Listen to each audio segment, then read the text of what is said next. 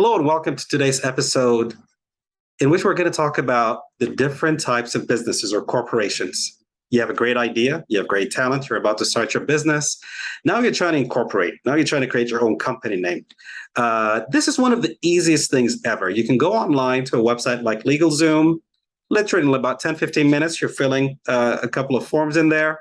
You put your credit card number, about $150 or $200. And within a week, you'll get your EIN number, which is kind of like a social security number for your business. You go to the bank, you open your bank account, you're up and running. Or you can go to an accountant for about half an hour. Again, they're going to ask you a few questions, fill out some forms, and literally you're done. Make your payment, a couple of $100 or so. And then you get your information on mail from the state and your business is up and running. So actually incorporating doesn't take more than 20 minutes, half an hour, whether you go through an accountant or you go online. I highly recommend that you go through an accountant so that their expertise and their advice is readily available to you. However, the type of corporation or type of business that I choose makes a very big difference. The type of corporation or the type of business that you choose makes a lot of difference. Number one, in terms of taxes, whether you're a sole proprietorship or a corporation or an LLC, here you might end up being taxed twice versus here once, here more, here less.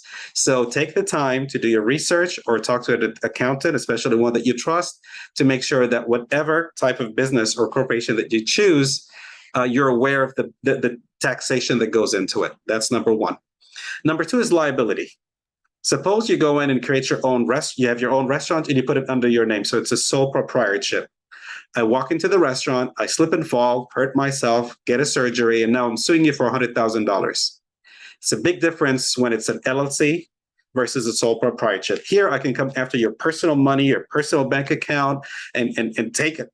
Take your money, your personal money, versus if you're incorporated in a slightly different way, I can go after the corporation, and the insurance for the corporation might cover that. And I don't touch you as a person, your own finances. So when it comes to liabilities, when it comes to taxation, the type of corporate structure that I choose or the type of business that I choose makes a very big difference. So please take the time to speak to an accountant or at least do your research online before you start your business to make sure you choose the right one. Once you've chosen it, it's not more than 10, 15 minutes sitting with an accountant or even going to LegalZoom online. Yes, and just being able to kind of create that paperwork together. I'm going to mention 7 of the most commonly used. There's more than 7, but the 7 that people usually use. The first one is what's called a sole proprietorship, which means it's owned by one person. There's no legal or financial distinction between the business and the business owner. It's you that's representing that business. If it's a smaller business, if it's something that you're doing and you're keeping track of kind of your paperwork for taxes and so on, usually it's an easier, faster way just to kind of start off your business. A second one is partnership. This is where the business, financial, and legal responsibilities are equally divided amongst people. It's a team. You and me are in a business. We're partners, so we kind of divide things equally, like in terms of business, financial, and legal, and so on and so forth. And that's how a partnership normally works. The third type of business is what's called a limited partnership. So it's a partnership, but it's called a limited partnership. This is ideal for those interested in raising capital from investors who are not active in the day-to-day duties. So you and me are going to be working in the office on a regular basis, but there is Mr. So-and-so or Mrs. So-and-so that wants to invest with us for $50,000 or $100,000. They're going to be a partner, but they're not there on the day-to-day. So in that case, you want to do what's called a limited partnership, preferably. Number 4 is a corporation. It's independent and has multiple shareholders. And usually a corporation is appropriate for established businesses with employees.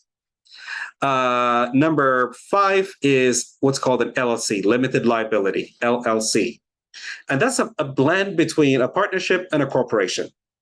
It usually has less regulation and no personal property is at risk. So you might hear that quite a bit. A lot of people will choose to go through an LLC formation. Number 6 is a nonprofit. Again, if you're building something for educational purposes sometimes, or for ministry and your place of worship and so on, that's a model that people do, or something that helps the community and people in need. That's the model that people go with, is the nonprofit setup. And then finally, number 7 is a co-op. This is where the earnings are divided among the members. And usually there's no external stakeholders. So usually those are the top 7. Like I said, it's very easy to create it, but you want to take a minute and talk to your accountant or go online and do a lot of research on it, because taxation makes a lot of difference, as well as liability. Best of luck in making the right decision.